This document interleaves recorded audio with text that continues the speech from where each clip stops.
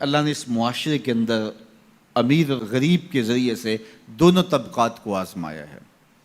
سارے لوگ دولت مند نہیں ہوتے، اگر سارے لوگ دولت مند ہو جائے تو نظم کائنات نہیں چل سکتا۔ سارے لوگ ہی جو ہے وہ غریب ہو جائیں تو پھر بھی نظم کائنات متاثر، اس نے اوپر نیچے رکھا، یہ اس کا نظم ہے۔ تو یہ آزمائش ہے عمراء کی، ان کو دولت دے کے آزمایا، اور غریبوں کی آزمائش ہے کہ ان کو جو ہے وہ نیچے رکھ کر کے مالی آسودگیاں وہ نہیں دی جو عمراء کو دیں، اور وہ اپنی آنکھوں کے سامنے وہ آسودگیاں دیکھتے ہیں، لیکن جب وہ صبر کرتے ہیں اللہ کی رضا کے لیے تو ان کا صلہ رکھا گیا۔ اگر وہ بے صبری کا مظاہرہ کریں گے تو کر پھر بھی کچھ نہیں سکتے، لیکن پھر اجر نہیں ہے، لیکن اگر وہ صبر کر لیتے ہیں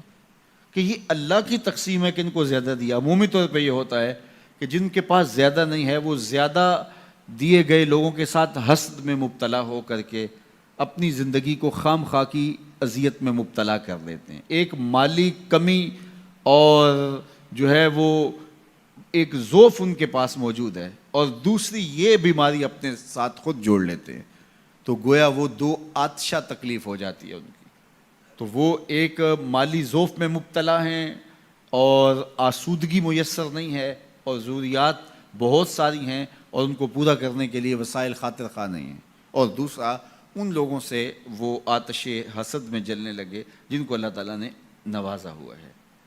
تو وہ اجر سے بھی محروم ہو گئے اور دوہری مصیبت میں مبتلا ہو گئے۔ لیکن اگر وہ سمجھتے ہیں ان کا مقسوم ان کے ساتھ اور میرا مقسوم میرے ساتھ، تو اللہ نے جو مجھے دیا ہے میں پہلے تو کوشش کروں کہ اپنے معاملات کو اس میں بہتر کرنے کی کوشش کروں۔ جب ہم دائیں بائیں سے دیکھ کے اپنے گھر کا بجٹ بناتے ہیں اور دائیں بائیں دیکھ کر کے جو ہے وہ اپنے امور زندگی کو طے کرتے ہیں تو پھر ہم مشکل میں مبتلا ہو جاتے ہیں، اور یہ کرنے والا کوئی شخص بھی چاہے وہ کروڑ پتی ہو وہ سوکھا نہیں رہ سکتا، کیونکہ وہ اپنے آگے لوگوں کو دیکھے گا۔ 5 مرلے کا ایک مکان ہے کسی شخص کا اور وہ اس کو آسودہ سمجھتا ہے، لیکن اگر وہ اپنے رشتہ داروں، عزیزوں، اپنے دوستوں کو دیکھے کہ وہ 2 کنال کے بنگلے میں رہ رہے ہیں تو وہ 5 مرلے کا مکان سکڑنے لگے گا، اس کو تنگ لگے گا، اس کے اندر اس کی سانس گھٹنے لگے گی۔ لیکن اگر وہ دیکھے کہ میرا فلاں رشتہ دار 3 مرلے کے گھر میں رہتا ہے وہ بھی کرائے کا ہے، تو اس کو وہ گھر ہی محل دکھائی دینے لگے گا۔ اس لیے میرے حضور نے فرمایا کہ اپنے اوپر دیکھو گے تو اوکھے ہو جاؤ گے۔ انظروا الی من هو اسفل منکم، فرمایا اپنے نیچے دیکھو، نیچے دیکھو گے تو زندگی سوکھی ہوگی، اوپر دیکھو گے تو زندگی اوکھی ہو جائے گی۔ اس لیے تمہیں جو دیا گیا اس پر مطمئن رہنے کی کوشش کرو، اس سے اجر بھی ملے گا، اور پھر اپنی چادر کو دیکھ کے ٹانگیں پھیلاؤ گے تو آسودہ رہو گے۔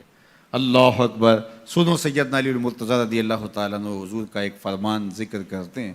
کہ آقا کریم نے فرمایا جو اللہ کے دیے گئے تھوڑے رزق پہ راضی ہو گیا، اللہ قیامت کے دن اس کے تھوڑے عملوں پہ راضی ہو جائے گا۔ کتنا اچھا سودا ہے، جو اللہ کے دیے گئے تھوڑے رزق پہ راضی ہو گیا، اللہ اس کے تھوڑے عملوں پہ راضی ہو جائے گا۔ میرے بندے تو بندہ ہو کے راضی ہے، تجھے ضرورت تھی پھر بھی راضی ہے، تیرے بچوں کو دوا چاہیے تھی، تجھے اچھا گھر چاہیے تھا، سر ڈھانپنے کے لیے چھت چاہیے تھا، تو پھر بھی راضی ہے، کوئی بات نہیں، اللہ نے مجھے جس حال میں رکھا میں واہ خوش ہوں اس حال میں، تو بندہ ہو کے راضی ہے، تجھے ضرورت تھی پھر بھی راضی ہے، میں تو رب ہوں اور مجھے ضرورت بھی نہیں ہے تو میں بھی تیرے اوپر راضی ہوں۔ تو اللہ پر راضی ہونے کا جو فن سیکھ جاتے ہیں وہ زندگی گزارنے کا فن سیکھ جاتے ہیں۔ تو خواہ اپنے آپ کو مشقت میں ڈالنے کے بجائے جو میسر ہو اس میسر پر اللہ تعالیٰ کا شکر ادا کرنے کی عادت ڈالنی چاہیے، ورنہ اس سے بھی زیادہ تکلیف آ سکتی ہے، تو پھر یہ ماحول اور یہ حیثیت انسان کو جنت لگے گی۔